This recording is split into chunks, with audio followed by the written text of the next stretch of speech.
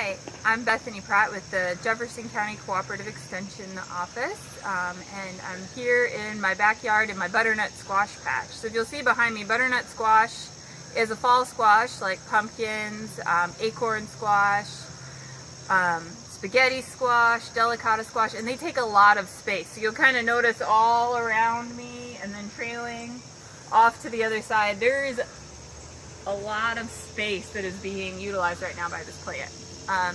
These plants were planted in early June with the intention of harvesting them around Halloween all the way through Thanksgiving. So if you take a look, butternut squash, as well as pumpkins and other things, the easiest way to tell if they're ripe or not is to take a look at the stems. So we're going to come over here and we're going to look down at the stems, and we want to see that the stems are starting to turn brown around the edge. And this one is starting to kind of turn a tannish brown, both right where it's connecting to the vine and out farther. So this tells me that it's ready to harvest. So to harvest a squash, these stems are pretty sturdy, and because we want to harvest lots of squash, rather than trying to rip it off, I'm going to use a tool. So if you don't have pruners, you can use a kitchen knife like this, and you can just simply cut about an inch above the stem. Like I said, these stems are pretty sturdy, so it'll take a minute, right? And that's with a kitchen knife, and you can kind of break it off. And then we have our butternut squash. These need to cure for another 2 to 3 weeks before you can cook them. That allows the sugars in the squash to settle. It also allows the flesh to separate a little bit from the skin, which makes it easier to work with. So these is kind of a delayed gratification. They take a while to grow, then you pick them, and then you still have to wait 2 to 3 weeks before you can cook with them. But that's all there is to it. And then we'll take a look and see. So squash, right, take a long time. This is a good size one that's ready to go. And we're gonna go over and take a look at what some of our squash in progress look like, so you'll get an idea. So here we go. So here's a recently formed little butternut. You can see the flower is still attached to the squash right here. And this will probably be ready in another 2 months. So this will be more of a Thanksgiving squash by the time I can eat it. This one right here has been, right, it's maybe a month older than that little one. So that may be a Halloween squash. It'll be time to harvest it. And you'll notice, right, these are green. So as squash mature, they start to turn color. So here's another one, right, that's starting to turn from that green color to a little more of a creamy color. And this one will probably be ready to harvest in another month. And then finally we've got one here that's maybe 2 to 3 weeks from harvest. It's really starting to take on that tan color as a part of it. Alright, so the cool thing about squash, right, is these can store really well. So 2 to 3 weeks before you can eat them, but as you can see, I've got a lot of squash going on in here. These store really well. So if you keep them in a cool, dry place, like a basement or a cupboard, you can eat your squash all through the winter and have them even into the spring. So squash is really kind of the fruit that keeps on giving throughout the year. I have one question for you. Can you eat the flowers like you can do with other squash? What a great question. Yes, you can eat the flowers, but you only want to eat the male flowers. Huh. So squash, remember, let's see if we can find some. So we saw the female flower, right, which was the flower that had the actual little tiny fruit on the end of it. Okay. And here's another one that hasn't opened yet. So squash have male and female flowers, which is a little unique. So the female flowers, right, here's the flower bud that hasn't opened, and it has the ovary, which is actually our squash, right on the end here. So you can actually identify the female ones by that little teeny tiny squash that's attached. We don't want to eat our female flowers, right, because then we don't get to eat a squash. Instead, we want to eat the male flowers. And let's see, here's a male flower that hasn't, here's a couple male flowers that haven't opened yet. So the male flowers, right, here's the flower bud, and they have this nice long stem. right? And you can notice there's no fruit attached to this one. So the sole purpose of this is to open and then pollinate our female squash flower. And the male flowers, right, because again, the purpose of these is to pollinate. And you can see I've got 1, 2, 3 right here for that one female squash flower that I saw. If we eat 1 or 2 of the male flowers, it'll be okay. Hi, I'm Joel Worth with the Jefferson County Cooperative Extension Service, and I am a Senior Snap Ed Assistant, and today we're going to talk about butternut squash. Butternut squash was 3 of the main crops that were planted by the Native American Indians, and they were known as the 3 sisters. You had maize, which is corn, beans, and butternut squash. And Native American Indians and early settlers loved the squash because of its long shelf life, and we talked about that in the gardening section.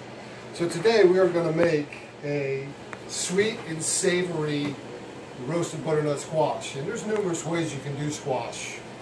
Butternut squash is a great source of vitamin A, vitamin C, it's got potassium, it's the seeds, if you roast the seeds, have protein, and it's only 63 calories per cup.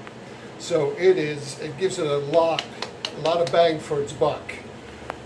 There's numerous ways to do it. This butternut squash, what I did priorly was I poked it with a knife, and I put it in the microwave for about 3 minutes to soften up the skin, because we were going to dice this and roast it.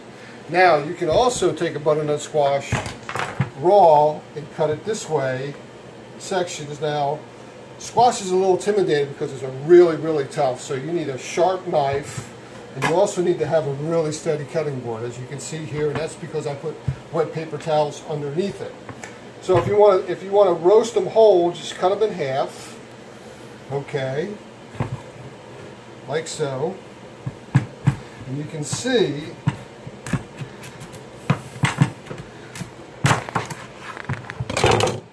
and then you want to scoop out the seeds. Now you can save the seeds, like I said, and these are really great roasted. You roast them in about a 300-degree oven for about 15 to 20 minutes, or until they're golden, and they're really good. So you want to clean this out. You want to rub a little olive oil, maybe a little salt and pepper, and put them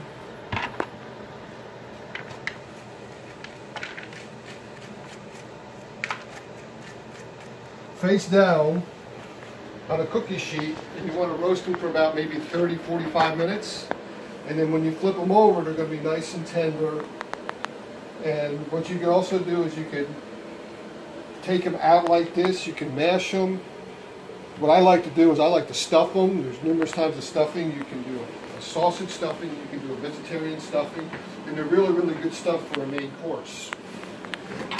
So for what we're going to do today is, like I said, I've already cooked this in the microwave for about 3 minutes. We're going to take the ends off. Okay. We want to take a veggie peeler, and you can see. Now you can use a paring knife if you want, but if you don't have a microwave, you can do it without a microwave. It's just going to be a little bit tougher, but it can be done.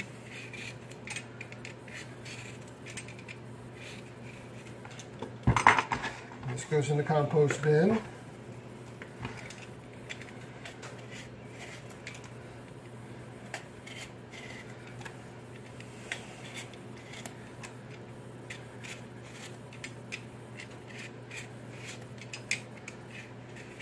But the thing about squash is, in most of your commercial pumpkin pies, it's not all pumpkin. A lot of it's squash. It's very interchangeable. If you don't have pumpkin, you can use squash. I like to cook it, mash it, and I usually do it in freezer bags, a cup per bag, and that way if I want to make pancakes, if I want to do a quick bread, I have it. It's also great for soups. Butternut squash soup is wonderful. Okay, so we're going to dice it.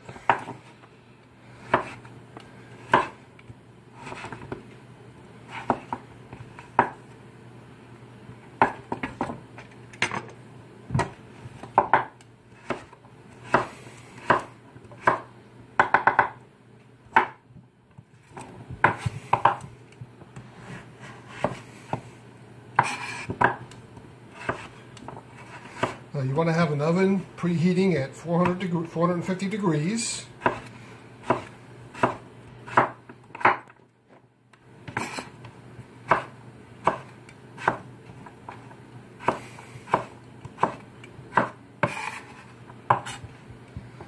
Now this is going to be the half with the seeds, and as you can see, the seeds, like I said, you can roast these. It's a very, very good snack. So if you do a lot of them, just like pumpkin seeds.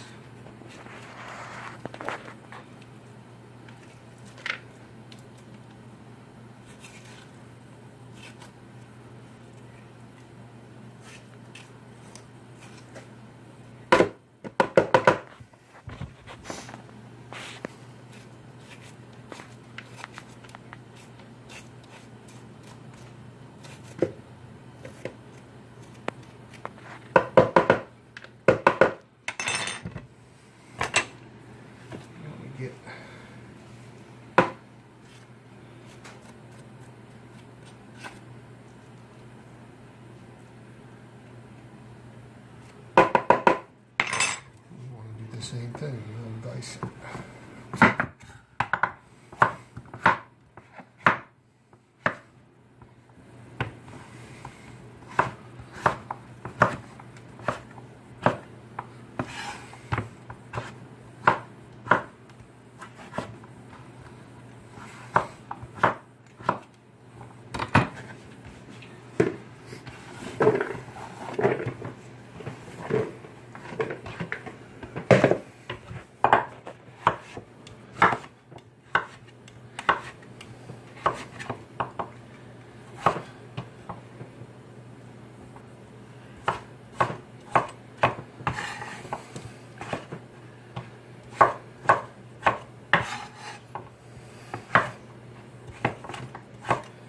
Now this is about 2 medium-sized squash. I already did one in advance.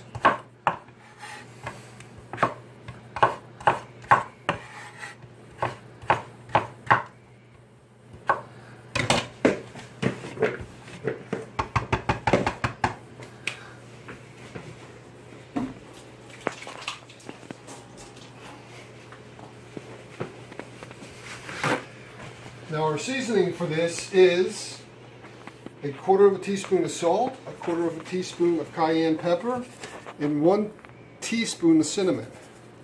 So we're going to dump it in there. We're going to take a tablespoon of olive oil. It's going to go in there. And we're going to give it a good stir.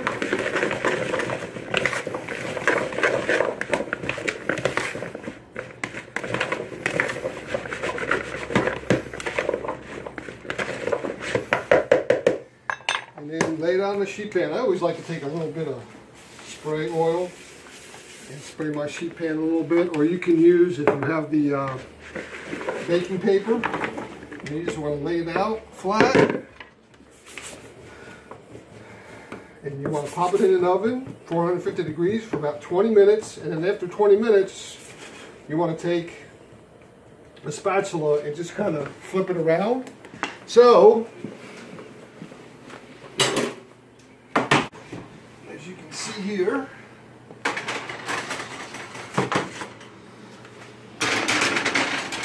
and that's going to go in, and then to finish this off, we're going to put this in a baking dish.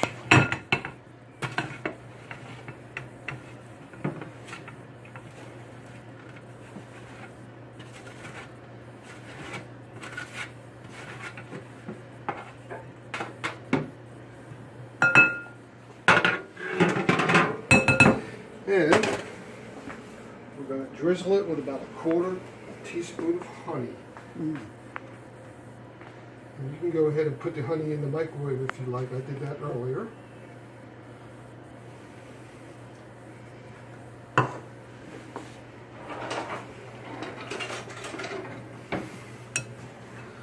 And we have sweet and savory butternut squash.